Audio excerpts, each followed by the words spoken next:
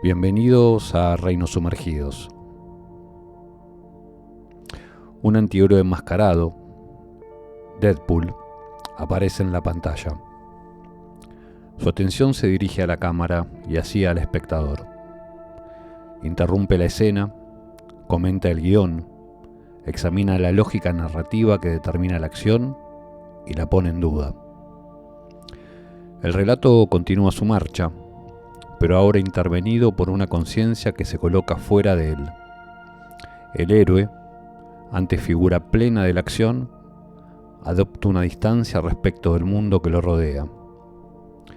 Ese gesto, que podría interpretarse como humor, señala una transformación más profunda. No se trata de un acto más dentro del guión, sino de una intervención que resquebraja la solidez y la continuidad del propio guión, como marco que ordena la secuencia.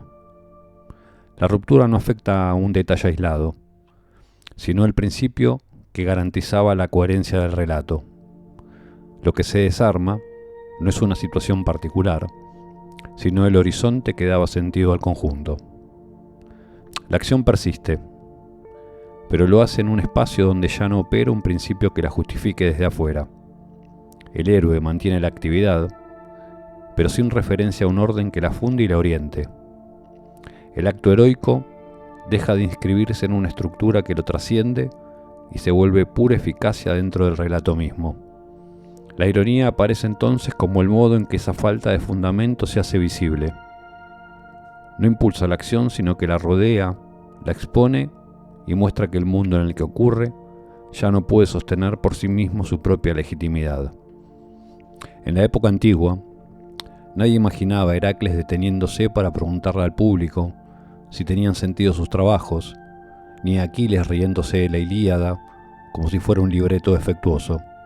El héroe pertenecía a un orden que justificaba su acción antes de que ésta se pusiera en marcha. No actuaba para probar su singularidad, sino para cumplir una función dentro de una estructura más amplia. Ese orden no era solo narrativo, remitía a una arquitectura del mundo en la que dioses, hombres y destino se encontraban articulados. La acción heroica valía porque se inscribía en ese tejido. Cada gesto participaba de una economía más amplia que lo volvía inteligible y necesario. El héroe no escribía el guión de su misión, lo recibía como parte de ese orden que lo precedía. En ese sentido, la coherencia del mundo era la condición de posibilidad del héroe, y el héroe, a su vez, hacía posible que esa coherencia se mantuviera, se corrigiera o se ampliara a través de la acción. La proeza no era un destello aislado, sino un momento en el despliegue de un orden que encontraba en esa proeza su confirmación. Las narrativas contemporáneas exhiben otro funcionamiento. La acción extraordinaria ya no está al servicio del orden que organiza el mundo, sino que pone en evidencia su desgaste. Un héroe puede acumular poder sin tener una misión que lo oriente, ejercer violencia sin una coherencia que la justifique, o desplegar acciones extraordinarias sin un contexto que las inscriba en una totalidad con sentido. La proeza se separa así del marco que antes la legitimaba y queda reducida a su efecto inmediato sobre la escena. En este nuevo marco, la coherencia ya no actúa como fundamento, sino como recurso expresivo. Puede simularse por momentos, pero no organiza de manera estable el conjunto del relato. La acción sigue produciendo efectos, pero esos efectos ya no remiten a un principio superior que los integre en una totalidad con sentido. En el horizonte griego, esa coherencia no estaba exenta de fisuras. El orden que articulaba dioses, hombres y destino admitía en su interior una figura singular, cuya función era ponerlo en cuestión. Entre los dioses del Olimpo, Momus encarnaba esa potencia crítica. Momus no combatía a los dioses ni pretendía reemplazarlos. Examinaba sus actitudes, sus obras y sus decisiones, señalando defectos, desproporciones y contradicciones. Cuando el orden buscaba afirmarse como perfecto, su voz introducía una grieta. Mostraba que incluso el mundo divino estaba atravesado por límites y fallas. Las fuentes antiguas lo describen precisamente en ese registro. Hesíodo presenta a Momos como el reproche personificado.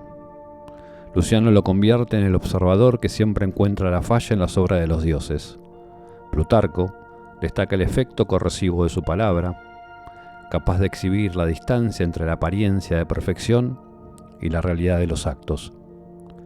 La tradición relata sus objeciones a las obras divinas. Hefesto crea al primer hombre y Momus reprocha que su pecho carece de ventanas para transparentar sus pensamientos. Poseidón modela al toro ideal y Momus señala la disposición ineficiente de los cuernos. En versiones tardías, atribuye a Afrodita una tendencia al exceso verbal. A Zeus, inconsistencias en su conducta moral.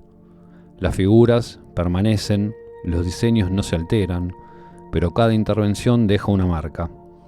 La sospecha de que incluso lo divino puede ser objeto de crítica. Esa facultad termina por provocar su expulsión del Olimpo. El mito fija allí un límite preciso. El orden necesita preservar una dignidad simbólica para sostener su eficacia. La voz que introduce la burla y la objeción constante amenaza con erosionar la atmósfera que hace posible la obediencia y la confianza en ese orden. La exclusión de Momus no responde a un castigo moral, sino a una necesidad estructural. La crítica no puede ocupar el centro sin poner en riesgo la coherencia del cosmos. Desde este punto, el contraste con la narrativa contemporánea se vuelve nítido. En el mito, la crítica debía quedar fuera del centro del orden para que el mundo pudiera conservar su coherencia simbólica. En las narrativas actuales, ese umbral parece haberse desplazado. La ironía ya no ocupa un lugar marginal, sino que se instala en el corazón mismo del relato, volviéndolo estructural. La crítica no aparece como una voz externa que señala fallas para luego retirarse, sino como el principio rector que organiza la narrativa. Deadpool encarna con precisión ese desplazamiento. No se limita a actuar en el mundo que la historia le propone, sino que interviene sobre el propio marco. Habla del guión, anticipa escenas, discute motivaciones, interpela al espectador. El relato continúa, pero atravesado por una conciencia que ya no se somete a la ilusión de coherencia.